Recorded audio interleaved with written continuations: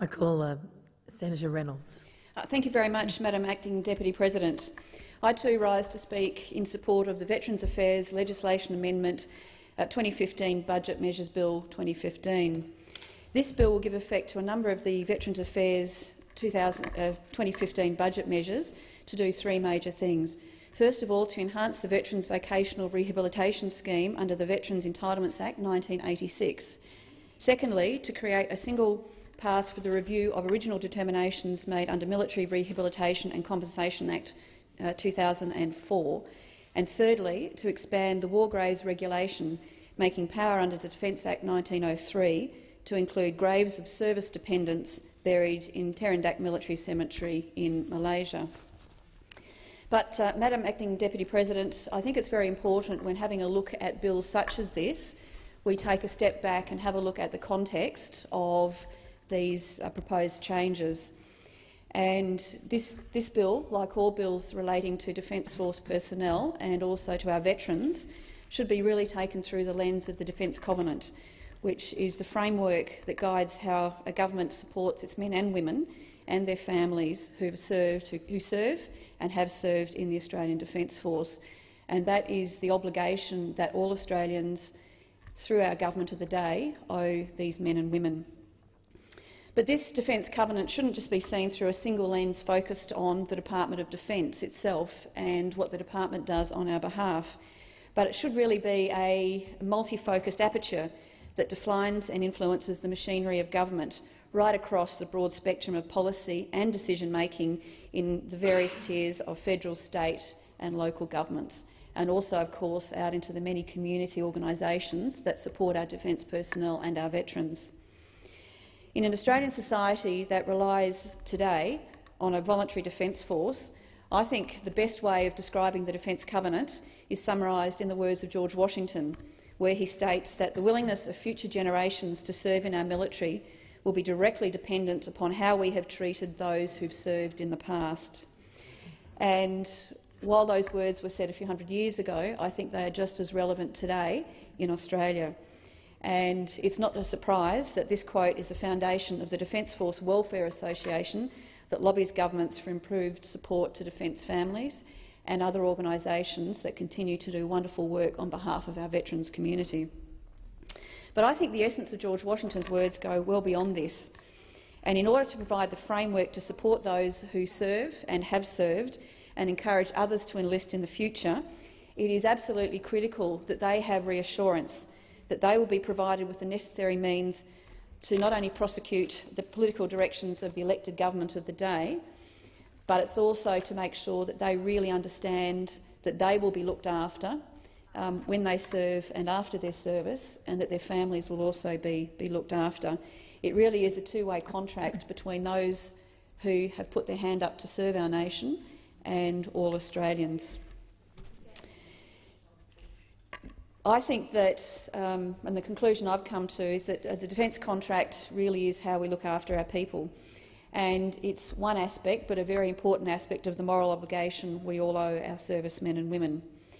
And it is a framework, a very broad framework, that covers areas of equipment, training, infrastructure support, industry involvement, and also the many aspects of welfare support to our defence personnel, our veterans and to their families.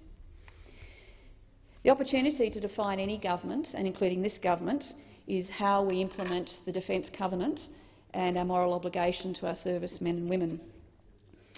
And together, as a government, as a Senate and as a parliament, we have a responsibility to support our men and women in uniform, current and past, in a clear and a cogent way right across all levels of government.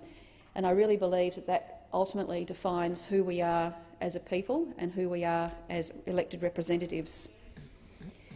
And I think that when having a look at legislation such as that before us today, this is the lens that we should always keep coming back to. Where does it fit into our Defence Covenant and to our moral obligation to our servicemen and women and veterans? And so that is the lens that I'd now like to have a look at this current legislation. But obviously, when having a look at current legislation, it's also important to have a look at what it builds on. And in that way, it's very germane now to have a look at what these three key provisions are building on for this government. So what has this government done for veterans since election 2 years ago? We've delivered on our long-standing commitments to deliver fair indexation for military superannuants. We've restored $1 million per annum in funding for advocacy and welfare work through the Building Excellence in Support and Training program. We've prioritised early intervention to ensure early treatment for conditions to minimise their long-term impacts on veterans and, critically, also on their families. We've expanded services provided by veterans and veterans' families' counselling service to more veterans and to their families. We've improved access to treatment for certain mental health conditions such as PTSD, anxiety and depression, including making it easier to seek treatment without the need to lodge a claim. We've also launched a dedicated website and Facebook page and expanded e-health services for veterans and service providers to access information and to make it easier to get the support that they need. The government's also worked with the Australian College of General Practitioners to improve materials available to GPs to better identify service-related conditions. We've also broadened DVA's reach on social media through a dedicated YouTube channel and Facebook pages, as well as releasing short videos focusing on the services provided by DVA to veterans and their families. Again, that's making services more accessible and easier to access. So what else has this government done? We've also reduced the time taken to process compensation claims, and we've reduced permanent impairment claim processing times by more than 40 days. Again, practical assistance to help veterans and their families. But more work is still needed to drive further improvements.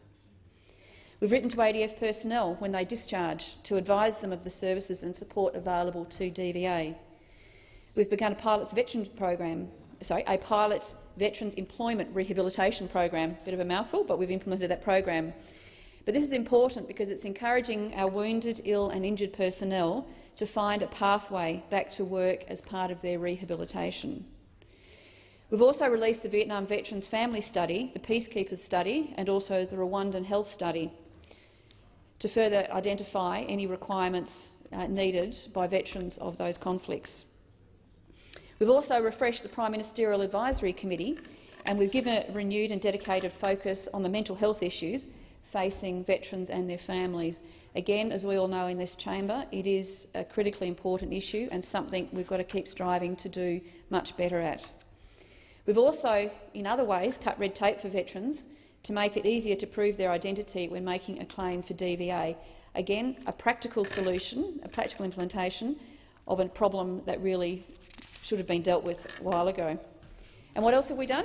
We've also been researching the effects of military service through a $5 million transition wellbeing study in partnership with Defence.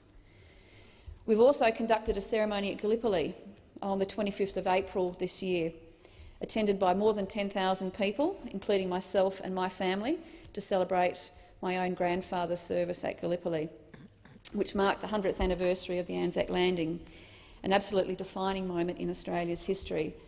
That, again, is something incredibly important, not only for veterans of Gallipoli and particularly their families now, but also as we move through the centenary of Anzac, acknowledging the stories and the contribution of all of our veterans through the many conflicts that we've served in. We've also been supporting more than $16 million in community-based commemoration as part of the centenary of Anzac through the Anzac Centenary Local Grants Program. And any of us out in the community know just how successful that has been in many wonderful ways for local communities to celebrate the service of local community members in many conflicts. We're also commemorating the 50th anniversary of the Battle of Long Tan with special purpose commemorative grants, commemorative events in Canberra and also a mission to Vietnam for up to 8 veterans of the Vietnam War. Again, something that is long overdue, but this government is now delivering on. We're also constructing the Sir John Monash Centre at Villers-Bretonneux in France to tell the not well-known story of Australian service and sacrifice on the Western Front during the First World War, honouring our greatest citizen soldier, Sir John Monash. And again, that has very special resonance for me because my grandfather again served at Villers-Bretonneux.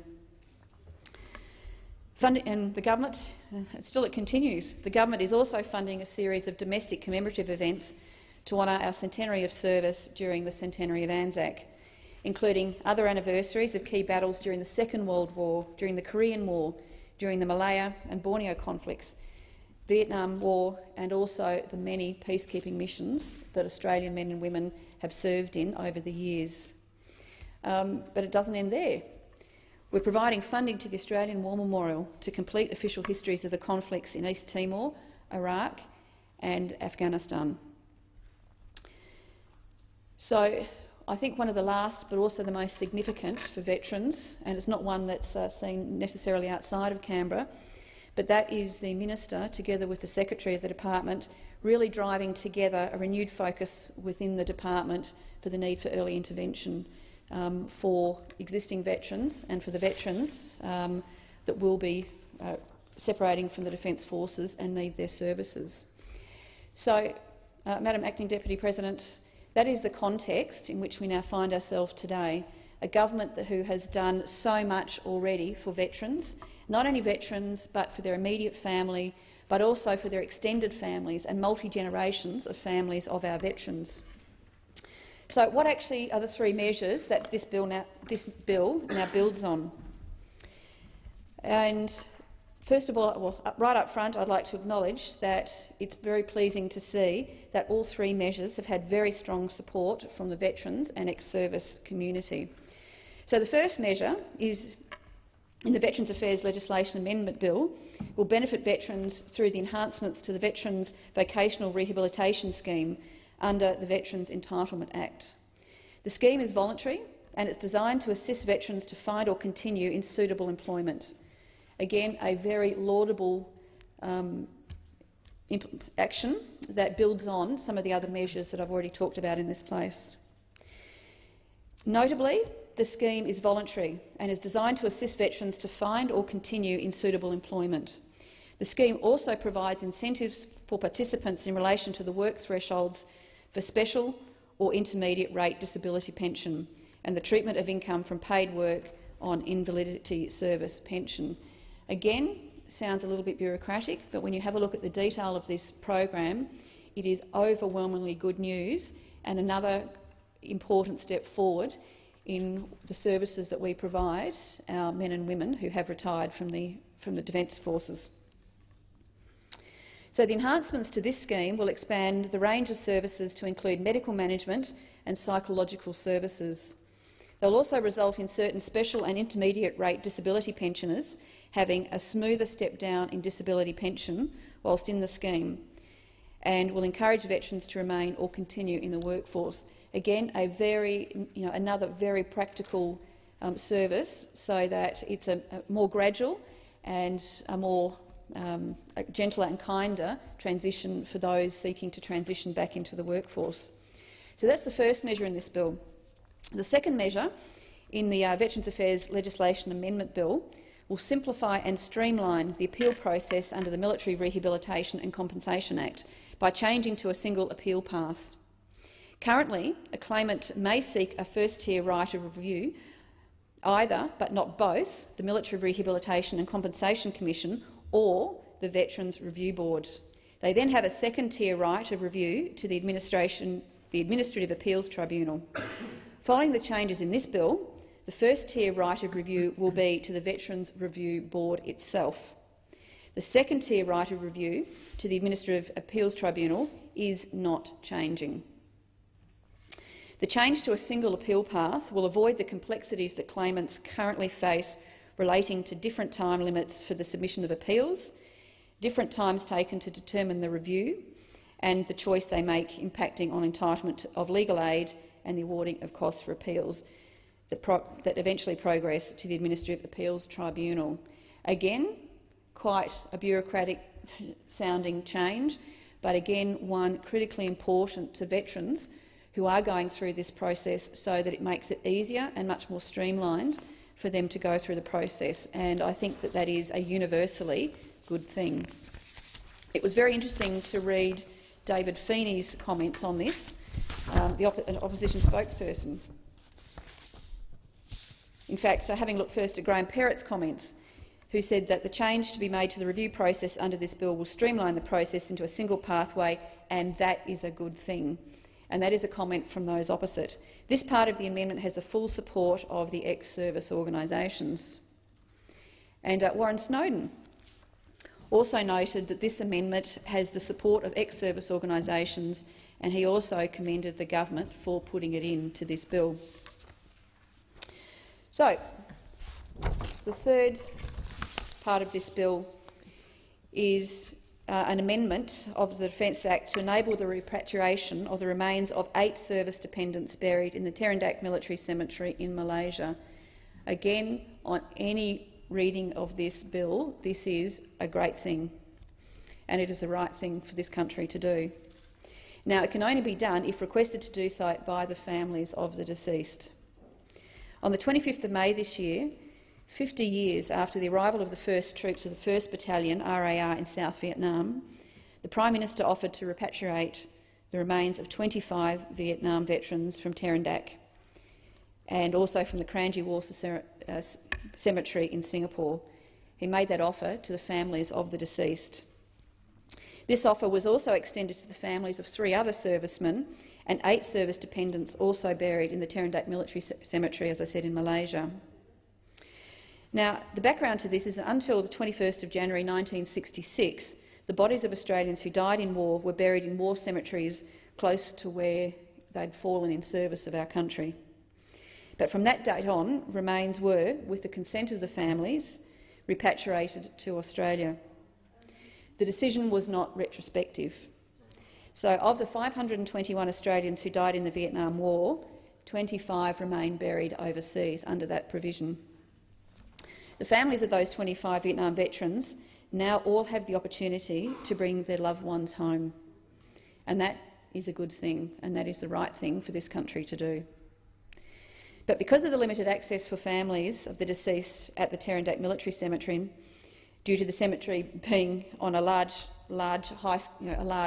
high-security military base in Malaysia, the offer of repatriation has also been extended to the families of all Australians interned at that cemetery.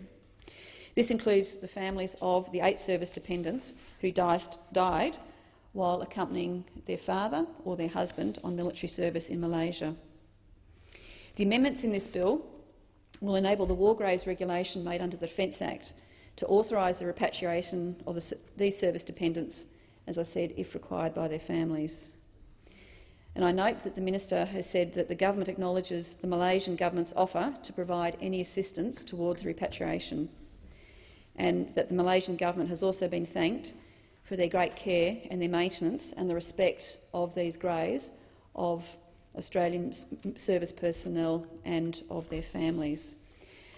So, Madam Acting Deputy Speaker, it is for all of those reasons that these 3 provisions in this bill are to be commended and to be supported, because not only are they're not just 3 standalone provisions, while they are 3 very different provisions, nonetheless they are 3 very important provisions that builds on the over 20, in fact nearly 25, separate measures that this government has done to increase support to veterans of all conflicts that Australia has been involved in, and most importantly, not only to make the process easier and fairer for them, but also to ease the burden on their families and multi-generations of families of those who have served our country. So, Madam Acting Deputy President, it's for all of those reasons that I strongly commend this bill to the Senate. Thank you.